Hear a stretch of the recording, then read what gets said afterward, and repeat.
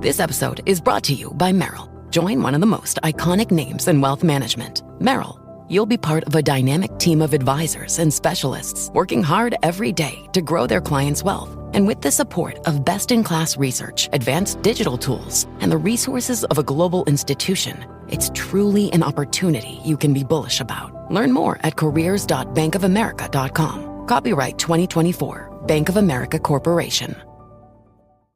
With Amex Platinum, you can enjoy access to dedicated card member entrances at select events because skipping the line makes you the star of game day. That's the powerful backing of American Express. Terms apply. Learn more at americanexpress.com/withAmex. Card member entrance access not limited to Amex Platinum Card. This is Optimal Work Daily, the most important skill for entrepreneurs and 7 ways to cultivate it, by Nick Loper of SideHustleNation.com. What's the most important skill for entrepreneurs? Ask a dozen people and you'll probably get a dozen answers. Sales is a popular response. After all, if an entrepreneur can't sell customers on his product, team members on the vision, or investors on the potential, the business won't go anywhere. Hiring is considered another critical skill, getting the right people on the bus, in good to great speak. But the most important skill of all? It's not sales or hiring or programming or anything like that. It's creativity. Creativity is something I've struggled with, but now realize it is the fuel for the entrepreneurial fire. Like oxygen, without it, nothing will burn. Every business, every project, every side hustle starts with an idea, a creative spark. Until you create something, you've got nothing to sell, nothing to inspire others, nothing to dent your universe with. I've had a hard time coming to grips with the profound importance of creativity. I mean, I'm not an artist or a musician. Who am I to be singing the praises of creativity? In fact, just last year, I was rejected for a local side hustle opportunity for not being creative enough.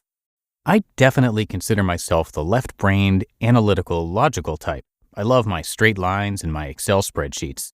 I'm not creative, I thought. You may have heard the argument that creativity is systematically stamped out through our cookie-cutter education system. The common illustration of this is the experiment of asking a group of first graders how many of them are artists and watching a classroom full of hands shoot up, and then asking the same question to a group of 8th graders and listening to the crickets. For years, I bought into that argument because my definition of creativity was too narrow. Sure, I'm not composing sonnets or painting original murals, but I am creative. I've written books, hundreds of blog posts, and built websites. I just didn't recognize those works as creativity at the time. And the thing is, you are creative too. Like any skill, creativity can be exercised and improved upon with practice. In James Altucher's Choose Yourself, he calls this the daily practice. The skill is inherent in all of us, kind of like how you probably already have six-pack abs. They just might not be visible yet, hidden under a layer of fat. Here are some ways to bring that creativity to the surface that work for me. 1. Read.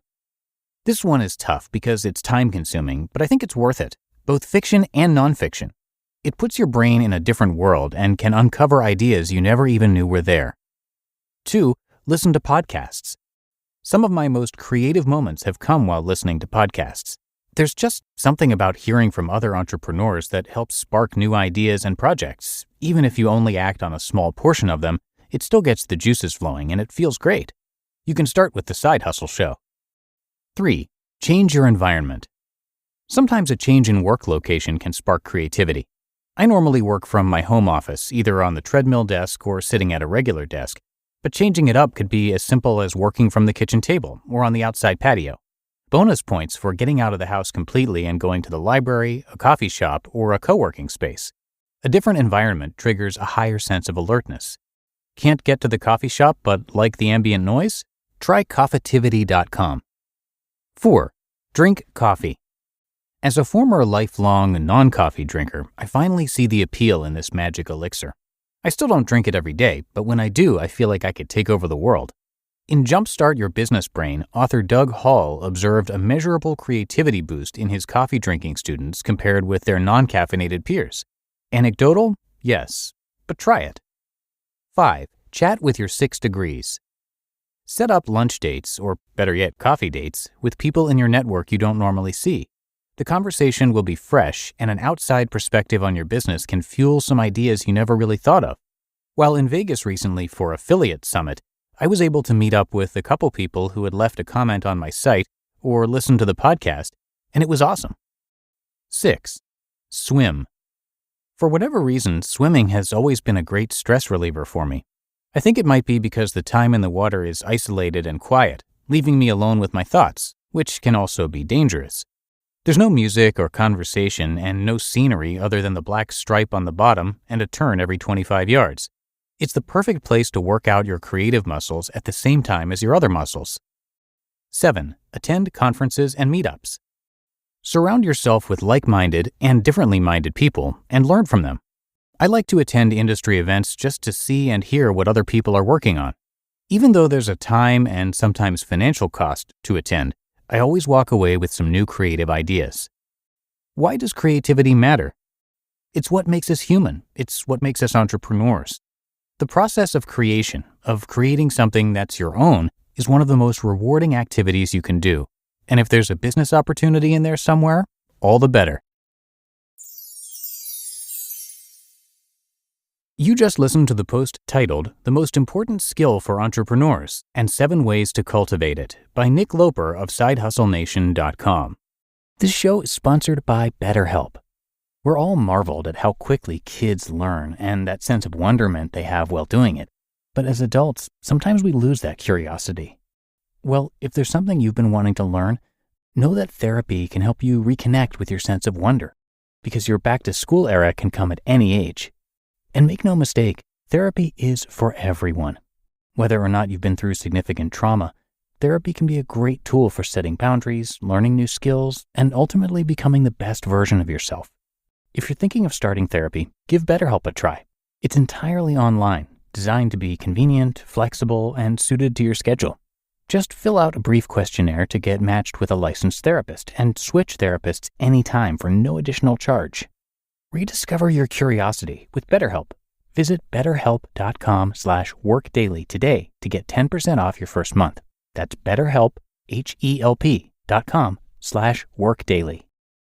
We're driven by the search for better. But when it comes to hiring, the best way to search for a candidate isn't to search at all. Don't search, match with Indeed.